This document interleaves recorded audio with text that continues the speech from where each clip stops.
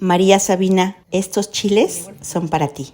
Creciste en las montañas de Oaxaca, con los pies descalzos, conectada con la tierra, la naturaleza y el misticismo del rocío.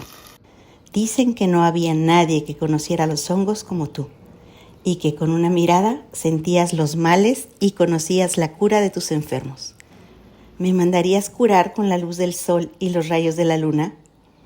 Mujer estrella de la montaña, a quien el viento le susurraba y los ríos arrullaban, más que curandera, eres un puente entre mundos.